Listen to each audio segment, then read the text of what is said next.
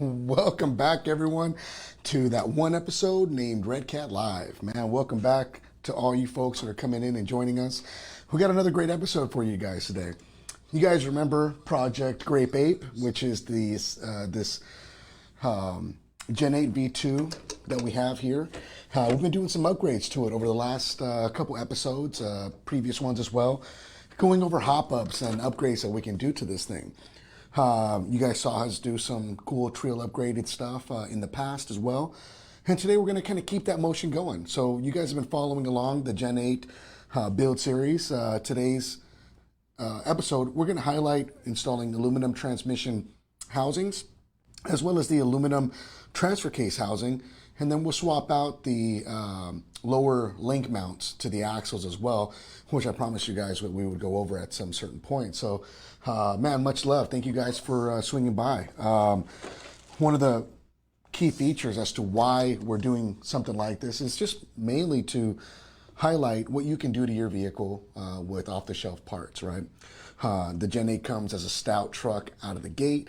It's a great crawler, very competitive for the price, right out of the box. But if you're like me, you kind of always want to make it your own, right? Whether that's changing wheels and tires, changing suspension, or even upgrading things like the stuff that we've already done in the past. So today's no different. We're going to keep that going and kind of go over how to replace these parts if you've never done so before. I'll be honest with you guys, this will be my time opening up their transfer case, Gen 8 transfer case, as well as a transmission. So we're going to learn as we go.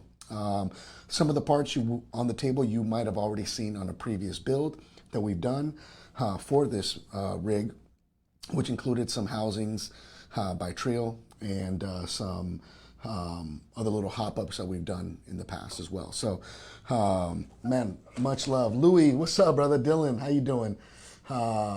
Keith Bost, won't matter, no, like, yeah, we may. Actually, we have these in stock, so at least thankfully we got that going for you. Let's see, Jason Dibbs, man, what's going on, brother, man? You know, Jason, maybe, you never know. Only time will tell. So definitely kind of one of the reasons why you should keep coming back and keep having fun with us and keep participating. Yeah, it's always a good day at Redcat, right? Let's see.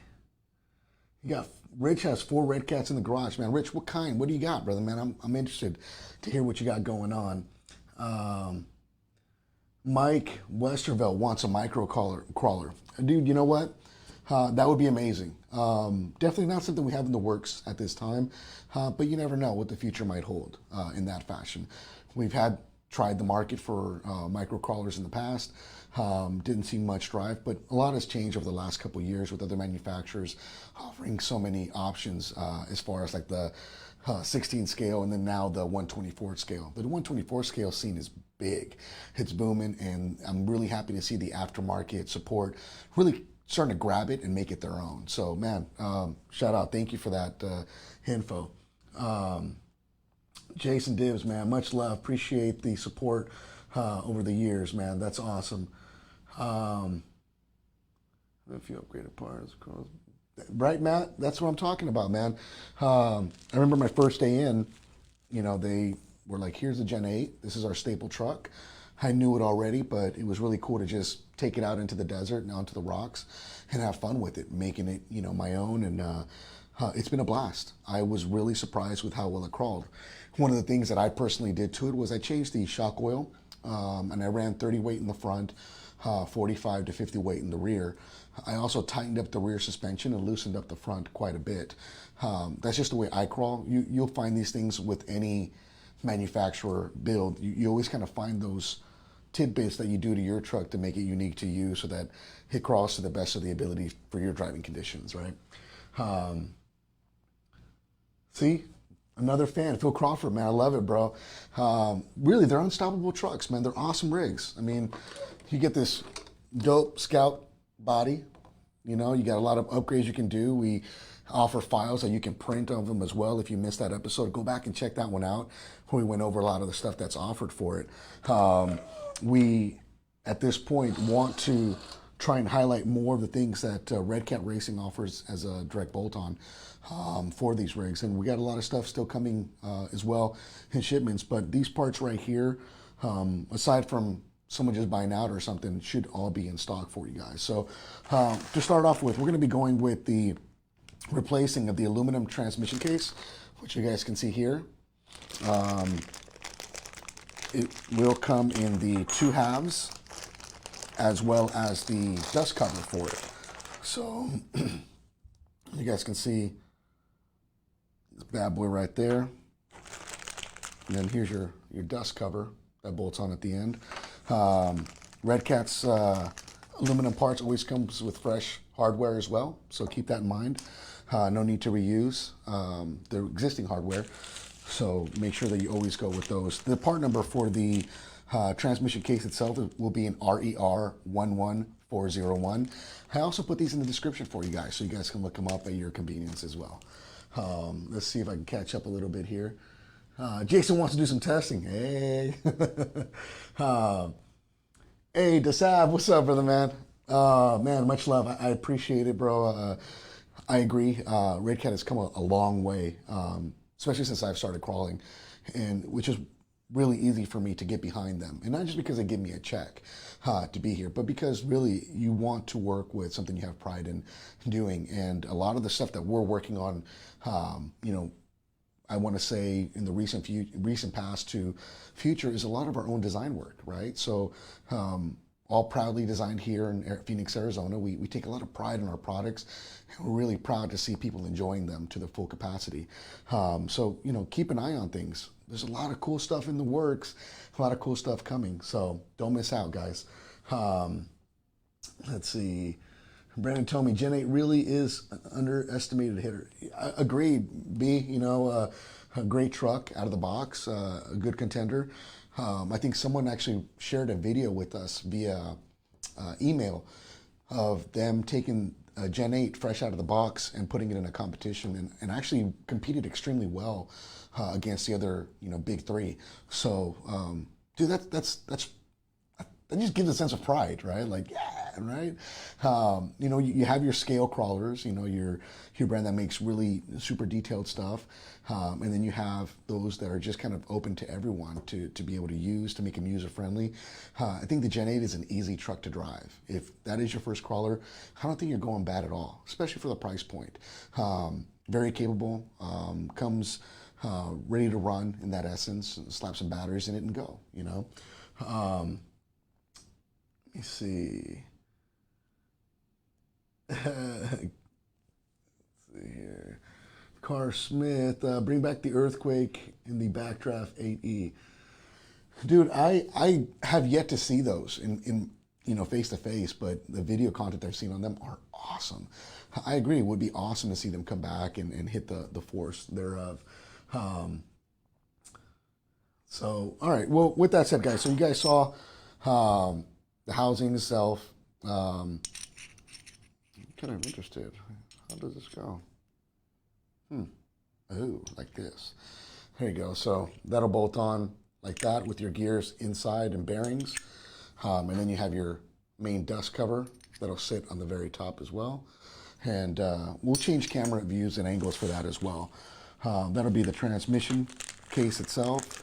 T-case, transfer case, same design, the same concept. We're going to open up the transfer case, swap over the gears and the bearings, and then we're going to go ahead and close this bad boy back up, make sure that it's usable so that we can reinstall it.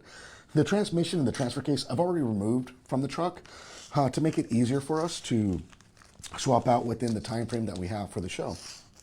The last thing that we're going to go over as well is going to be the lower link mounts, which you see here, also out of aluminum. And all of these parts are, again, in the description, and they should be available on our website. I checked this morning before I grabbed them off the shelves, so you shouldn't have any problems, but if you do, please, like any of our products, make sure that you add yourselves to the list so that we can notify you as soon as they arrive.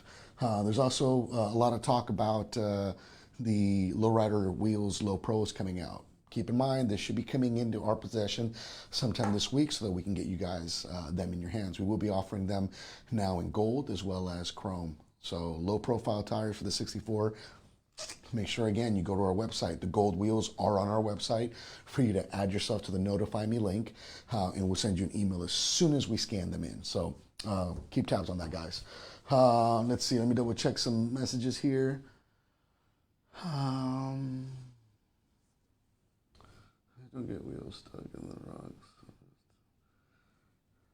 All right, nothing worthy of speaking on, so let's get going, guys. I'm going to change camera angles really quick, and we'll start with just a basic swap out of the aluminum lower link mount set for the axles. It'll be an easy, quick swap. We'll start there, and then we'll progress over to the transfer case, swapping that over, and then we'll go over to the transmission. So let's change angles here, and let's have a good time. I do have my phone here in front of me, so I'm watching the comments as well. So if you guys have questions or anything that I can help answer, please let me know. And if I can't get to your questions, I try to come back and review them the next day or even tonight, this evening. So again, thank you for everyone that's coming by and checking it out. Let's have fun and let's get some wrenching going. Thomas Sparks, man, you can do whatever you want, brother. If that's what tickles your fancy, I'm all for it, brother. All right, so here we go, guys. These, if you remember, these axles, we actually swapped them out or built these bad boys a few episodes ago. These are the Trio housings themselves, aluminum, and we ended up installing the aluminum outer portal housings as well. These are from Redcat Racing. The housings are from Trio. We, unfortunately, at this point, will no longer carry the Trio hop-ups, but you can get them from Trio directly or ask for them at your local hobby shop so they can help you out with that. Aloha, Larry. How you doing, brother? Thomas, bro, right on, bro. Miss you too, man. Hopefully you and Aiden and the wife, they're all doing great.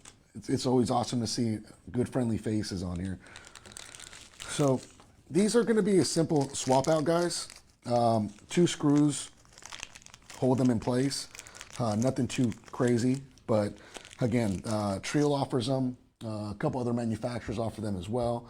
And I feel it's kind of a must-have, in my opinion, the more heavier crawling you get into. So you're just going to get your 2mm driver. We're going to take out this bad boy right here, screw number 1, screw number 2. And I always just like to make sure that I compare the two. You guys can see the difference there as far as the plastic is involved compared to the aluminum. Definitely a little more bulkier.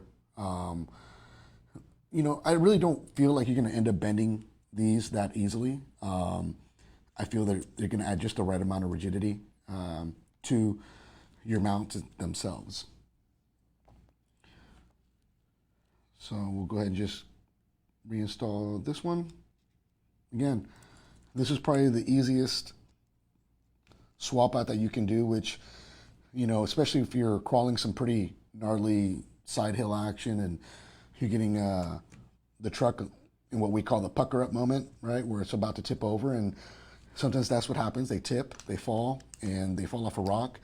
I've had other manufacturers where they also use plastics and they just rip them right off. So again, aluminum upgrades are pretty nice. I know Beef Tube offers some as well for different manufacturers.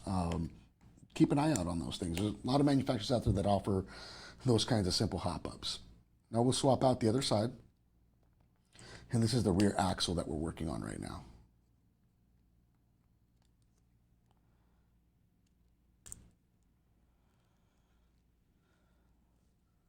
So what is everyone up to, man? How did everyone's Memorial Day weekend go? Hopefully you guys were able to get on the rocks, maybe do a little crawling, hopefully. What kind of RC adventures did you get into? Larry Hazelwood, man, what's good, brother? Roadside RC, we're gonna have to check you out.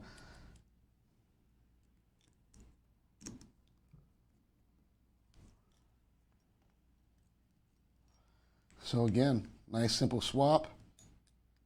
on these bad boys. If these were on the truck, it's not a big deal. You have a screw or bolt, a longer bolt, with a nut, a lock nut with a nylock on the back.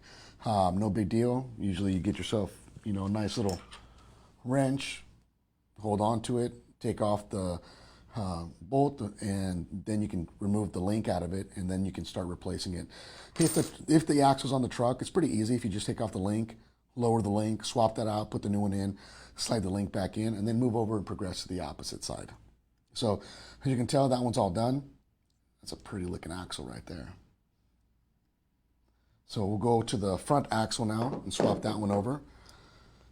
This one you're gonna have to just pay quick attention to it, because you do have your panhard mount on the right front side of the axle, and you have the regular mount on the left side, which is why you have one that looks like this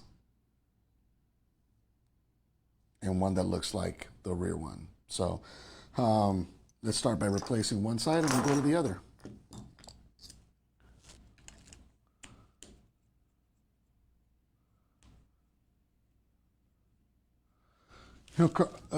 Jason and Carr, man, I love it, bro. You got to get one, brother, man. They really are really a stout truck. And like anything else, I don't leave anything alone. It doesn't matter what manufacturer I've had in the past. I always end up upgrading, whether it's the electronics, or whether it's wheels, tires, or something as simple as these kinds of upgrades.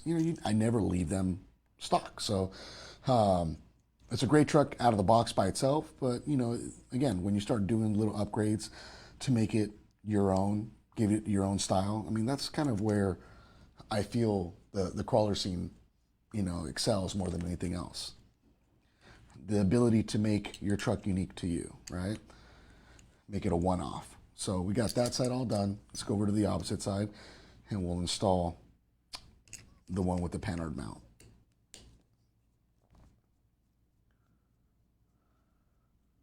So Larry, you found a leaky shock. One thing that I do is either eventually end up replacing the shock itself, because I usually run shorter shocks than would come on my trucks. I like running scalar shocks, which are made by Proline, usually about 85 to 90 millimeter. But if you have a shock on a stock shock that is leaking, sometimes the seal itself is just, probably when they installed it, it nicked it a little bit. Sometimes if you get a little bit of Vaseline or a little bit of grease and you just put it on the O-ring, sometimes it can help slow that leak down. I'll be honest with you, I have not had a single shock not leak on me when it comes to the crawler scene. Even the high-end shocks tend to leak over time, but that's kind of my simple fix that I like to try and do. A little bit of Vaseline or grease goes a long way in there.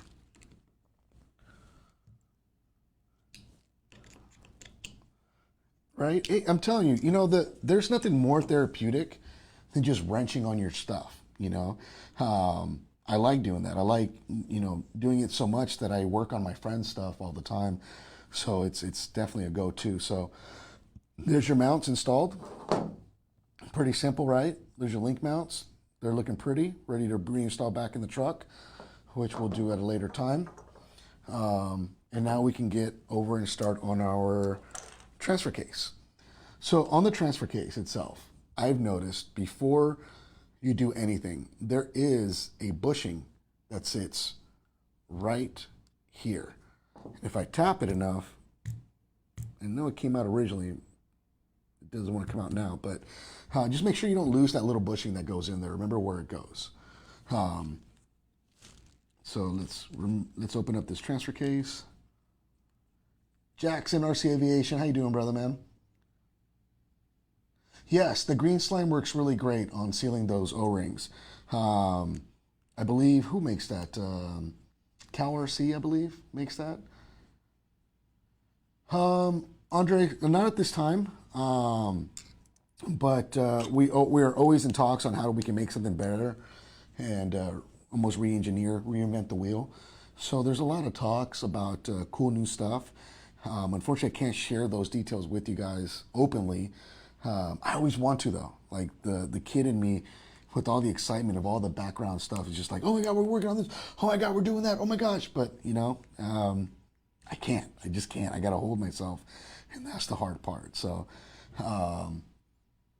let's see. Will these fit a Gen 7? I do believe so. I mean, they're just axles, shock mounts, and what do you call it?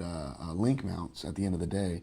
I mean, I've seen people put other brand axles on with no problems. So I went ahead and removed the 4 screws on the case itself. I'm going to go ahead and pull the case apart, and it's going to bring that bushing out that I was mentioning. There's your main gear there. So push that bad boy out, and out came the bearing with it, and the bushing's still in place. So that's a plus. Leave that there for a sec. And while it's already out, I don't mind just putting it right back in. Make sure that you're careful, guys, because there is a pin. You guys can see it right there. And it lines up to slide inside of the actual gear itself. So make sure you don't lose that. And as well as the bushings on the opposite side. So we do need to remove that bushing right there. So we'll go ahead and get our driver. There it is. We'll swap the bushing, the bearing, on over to the opposite side. And that is that side. We can then remove the main gear. Okay. And the main gear will go back in. Obviously, I reinstalled the bearing there. So we're just going to put that bad boy back in like that. Let it sit pretty for a second. We're going to swap out the bearings from this housing to the other one. I just dropped one, which is the bigger bearing, which will slide in there. And then we have another bearing that we need to remove.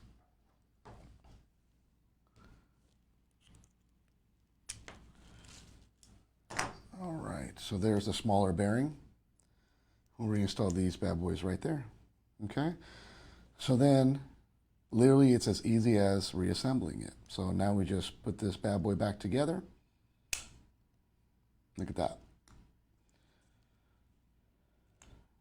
Let's get our hardware back in. And that just looks so much better. I mean, look at from plastic to the shiny aluminum stuff. I mean, it's, again, it's like the icing on the cake. Does this give you a big performance upgrade? No, probably not. Not a lot of upgrade, in my opinion. Not unless you were running some super hardened steel gears inside of it to make it almost bulletproof in that fashion. Let's see, the gears are heavy duty and the Gen 8 V2. Yes. So we're just going to reassemble this, reinstall our hardware. Make sure you don't lose that bushing that I was telling you guys about.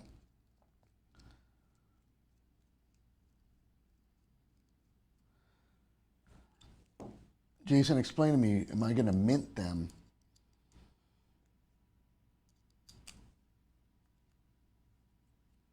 Let me see.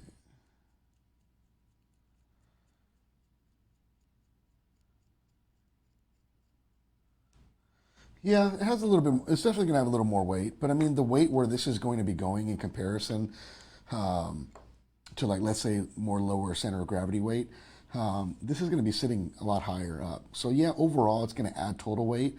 It's not the location where you essentially want them on the vehicle. No, I'm not going to install them on the truck itself. I wanted just to be able to get through the replacing of these parts for you guys within the time frame that we have for the show.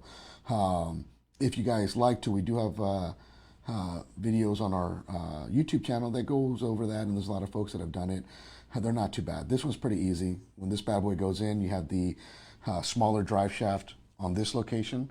You have the longer drive shaft from here to your axle, and the longer drive shaft from there to your axle. Then you have those two that hold it in place. The battery tray on the Gen 8 does have to come out. There's about, I think, 4 screws that hold that in place, and 1 side screw through the fender well itself that has to come out. So you guys can see that bad boy right there. So pretty. I don't know, it just looks badass, you know? It's kind of cool. You take the body off and you see, you know, all that that shine. It just looks cool. Almost like the old school days, just not so much chrome, you know. Yeah, what's up, Luke? How you doing, brother, man? It's always a good time when Luke's in the house. All right, so that was the transfer case, guys. As you guys can see, it was very simple. Swap out, nothing crazy, nothing major. You can do it at home. I only had to use one 2mm driver for the whole thing. It's easy to do. So, all right, let's go with this. So here we go with the transmission, right? So again, transmission has a dust cover. The motor sits in here with the bolts that come through here. So I'll show you guys how that looks in essence.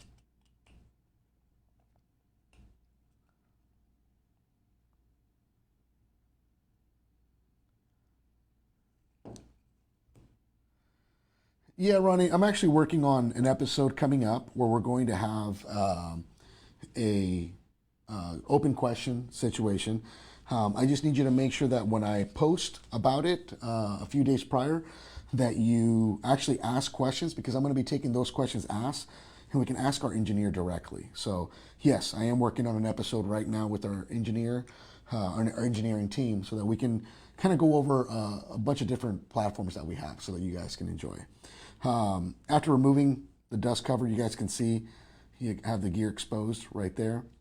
The motor would sit, the can would sit facing this way, and you would have your two screws that keep it in place with your adjuster so that you can pivot it depending on the opinion that you have. But there's your spur gear right there. At this time, we're going to remove the cover. Yeah, Ronnie, please, like I said, when I post up about it on our Redcat page, you know, make sure you ask any questions you like. We'll pull them from there, and we'll also be able to, you know, answer some live questions as well. I just want to make sure I don't miss your questions, because sometimes when we're going and we're talking live, it's kind of hard to catch every single one. And I want to make sure that you're being heard and not ignored, if that makes sense.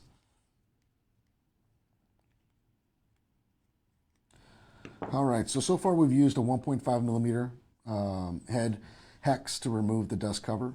3 2mm screws. We're going to remove that cover. And we're going to remove the slipper and the spur gear. I usually just like to keep my finger, my index finger, on the gear itself. And start backing that bad boy up.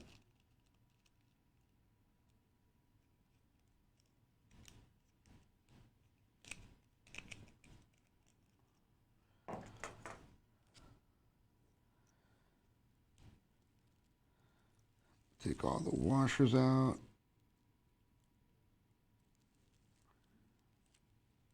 All right, and all these washers, they're actually, if you look at them closely, they're beveled so that they give you that spring in them. So they're all concave. So when you put them in there, you want to make sure that you stagger them facing away from each other so that they get that compression of the springs themselves. All right, so we got the pinion out now. Oh, sorry, spur gear. Put that down there. Back plate. No hardware inside of the casing, which is nice. And now it looks like we just have these 3 2mm screws to remove.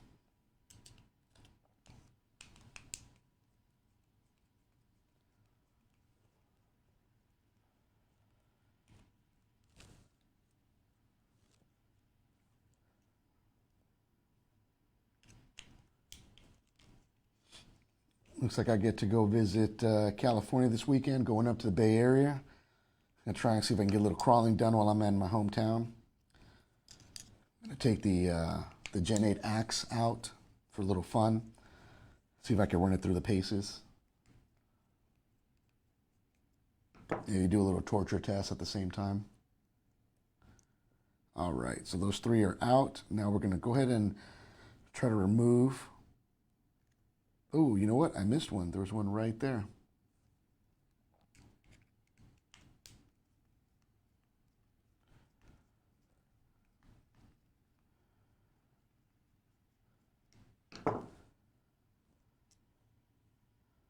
Now we can remove the case half. Can I? We'll go this way.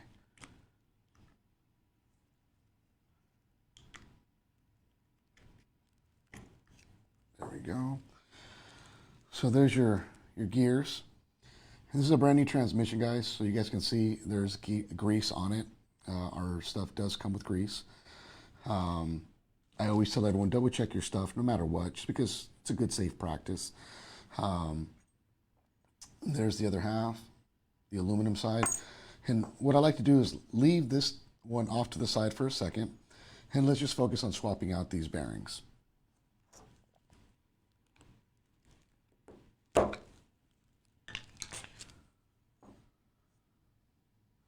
The main difference between the Gen 8 and the Gen 8 axe is literally the electronics that are in it. I believe everything else should be about the same, and the exception of the body. The body that's on it actually comes as with a cage on it, as opposed to it being enclosed like the Scout that I originally started with here. It does, instead of coming with a brushed motor, it will come with a axe FOC hobby wing setup, and it's a pretty nice brushless motor and ESC combo. And if you program it just right, you can definitely do some awesome scale crawling where the controllability is just amazing. No, the axe does not come with dig at all. It does also include a Reefs RC 422 HD servo. It's the version 2 servo.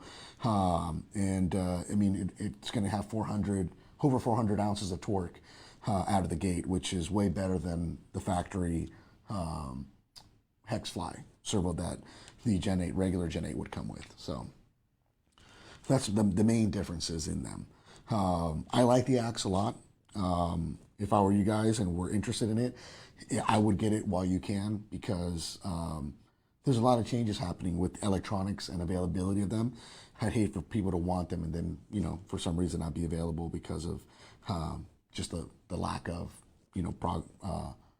product. So, all right, so we got this side removed and we got the bearings replaced. I went ahead and moved this bad boy off to the side because we don't need it. Now we can come on over and start swapping out gears. So there's your first gear right there. I'm just going to set it down for a second, and I'm going to set the casing in the same configuration that I have it, just to make sure I don't mess it up or I don't lose where I'm at. I always tell everyone, it's a process of elimination, to make sure that you guys don't lose track of your stuff, Got my bearing, the top one, that one will go in there. This bad boy will slide back in there. We'll remove the main shaft. Ooh, nice. And that one actually popped out with the bearing in hand. We'll set that off to the side and we'll slide that bad boy back in.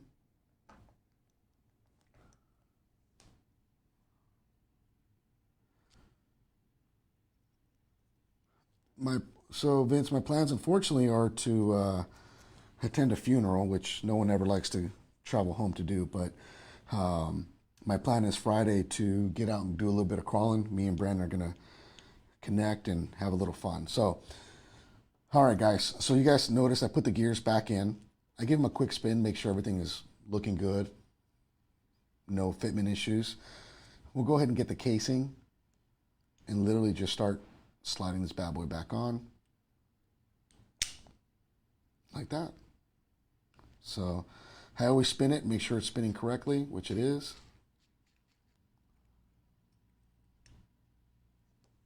So brushless doesn't interfere with throttle. That's a good question, Rich. No. So there's a big difference when it comes to brushless and censored brushless setups. If you were to go and get an old Sidewinder from Castle, 3800 kV without a sensor in it, it's going to cog. It can't handle that low speed crawlability.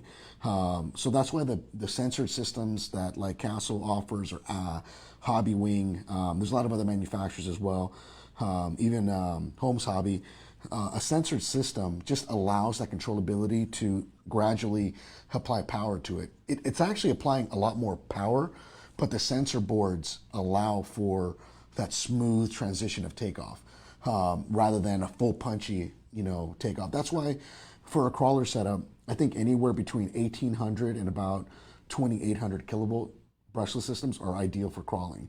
Anything higher than that is just, you're not doing yourself justice. You're just going to end up breaking parts. So when it comes to crawler stuff, you really want to stick to a brushless censored system. Let's see. Oh, Vince, you're coming out to Payson for the Arizona RC Fest, huh? That's awesome. So for those folks that are not from here, we have a big event in October called AZ RC Fest. Great time. It's full of crawling, bashing, you name it. It's they have multiple, things going on at the same time. What we got? We got events happening all over the area, right? There's Proline by the Fire later this year. Hopefully that's still going to happen. You had the Autism Awareness Crawl in Patterson, California. That's happening August 21st. So, yeah, Rich, you got it, brother, man. Anytime, man. Like I said, if you have more questions like that, don't hesitate to reach out to me. Personally, I'm always happy to help with that. There's a lot of misconceptions when it comes to that. And you definitely want to make sure you get the right stuff. You don't want to spend $150 and go home and go, oh, that didn't work, All right, so there we go. Spinning good. That looks good. Now we can reinstall the slipper, which I'll go ahead and install the back plate on first. Install our gear, our spur. We're going to install all these washers. And remember what I said, guys. You guys want to install them in a series away from each other to give it that springy effect as you tighten it down. So I'm going one up, one down, one up, one down.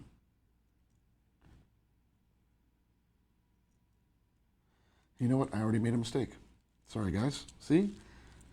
I'm human.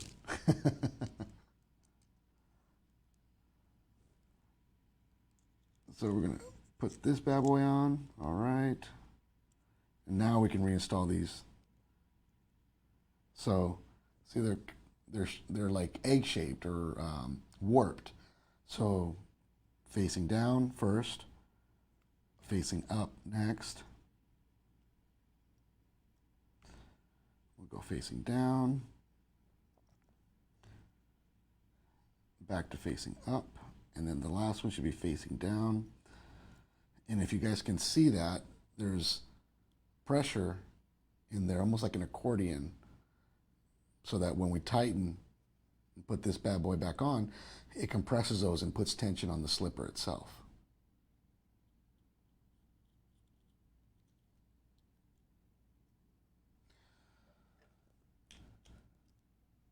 Any events going on in your neck of the woods, guys? What you guys got going on?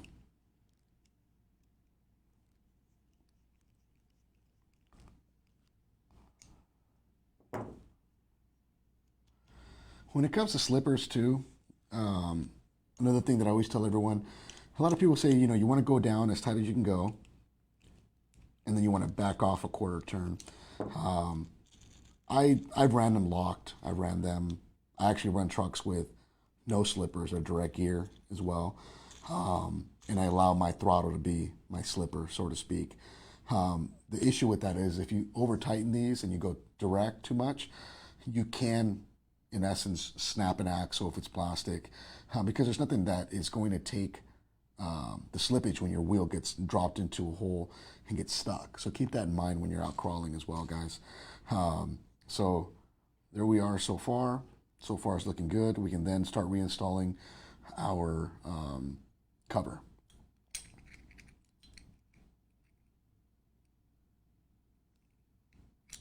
This does go a certain way, guys. You guys want to make sure that when you're looking at it, the first way I had it, had the opening for the pinion too far, it would hit right there. So if I flip it over, line it up, the opening is perfectly with the spur gear. That's what you want.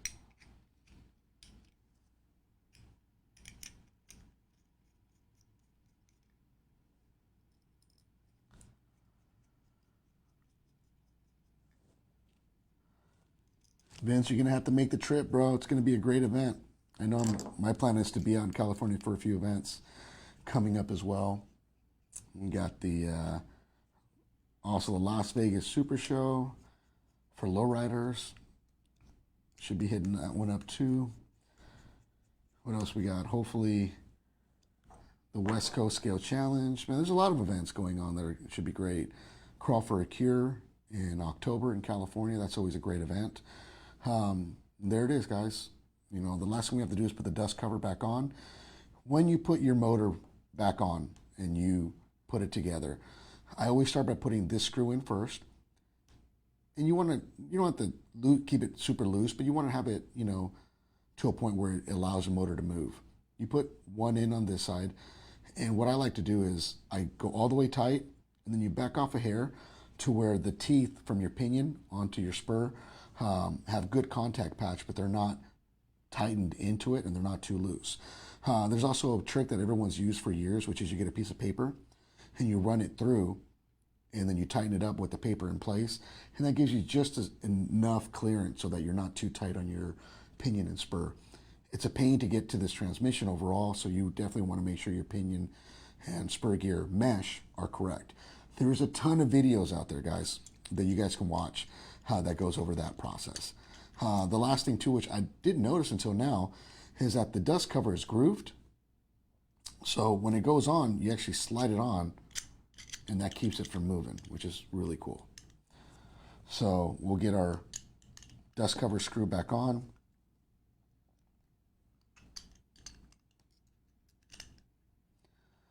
Tighten it back up. And there we go. There is a little dust cover for your spur gear that you want to put back on, and that just literally just pops back on like that. And your transmission is complete. So installation is not a big deal in my opinion. You have these two screws on the side which were accessible through the fender well. You have another one on here and here that you have to remove as well. This one will actually bolt onto the battery tray, and there'll be another screw that you have to go in from the other opposite side of the fender well itself as well. Other than that, pretty simple. Just removing the battery tray is the biggest issue in my opinion, and even then it's a real easy thing to do. So man, that went smoother than I thought. I thought it was going to fight me a little bit more, but nice. So here you go, guys. This is the end result when you take your body off. In essence, there's the truck. This transfer case will sit right here underneath the battery tray. The transmission, as you guys can see, will sit like this. Again, those two screws are accessible through the side here. And there's one on the opposite side, and then there's one on top that needs to be removed, which is right there. So easy to replace, not a big deal. Definitely doable. And again, not too expensive when it comes to just things that you can do to your truck to make them look a little better, a little bit beefier, as well as adding a little bit more weight. I mean, if I were to compare, that's a pretty substantial difference in weight overall. I probably should have weighed them for you guys, let you guys see the difference. But yep, that's kind of it in a nutshell, guys. If there are any other questions that you guys have at this time, you know, I definitely am happy to try and answer them as well. But that's kind of it in a nutshell. You know, we've been able to really kind of go after this Gen 8 build for some time. going over the hop-ups that we offer for them, as well as some hop-ups that we don't offer for them as well. We appreciate all of the aftermarket support that we get. So anytime anyone has aftermarket support by any means, we like to highlight them. We like to let people know, because that allows us as a community to grow more and allows you guys to be able to enjoy the rocks a lot longer as well. So that's it, guys. It's from A to B and B to Z. Man, it's been a great one. Keep an eye on this build. We're going to keep doing a couple more things as we go. I know we're going to end up swapping out the shock links, the shock mounts, sorry, with the aluminum ones that we offer as well. I have those on my desk that we'll be going over those. Waiting on the center supports in aluminum to arrive so that we can go over that as well. And again, to all those guys out there that love the Lowrider 64, the new gold wheels, low pros, and the chrome ones should be arriving sometime later this week. As soon as they do, we'll blast it for you guys so you guys can order your very own for your 64. Nice. Jasmine orders. Are they on? If Jasmine, are the gold ones on the page? Because if they are, I need to go. I need to order my own. So, all right, guys. Much love. Appreciate you guys. Thank you guys for coming by, hanging out with us as always, having a mini wrench session, going over some cool parts. Once again, the descriptions for these parts the links for these parts are in the descriptions. Again, we went over replacing the link mounts on the axles, aluminum by Redcat Racing, our own brand of parts, as well as the replacement aluminum housings for the transfer case, as well as a transmission for the Gen8 V2. Again, if you guys have any questions, anything I can help with, always make sure you ask the page. Follow us on Redcat Racing, the Gen8 page as well. Lots of great folks are in there, always offering a helping hand. And make sure to ask, because at the end of the day, the only bad question is the question not asked. So much love. Hope you guys have a good rest of your week, and we'll see you guys next week. Take care.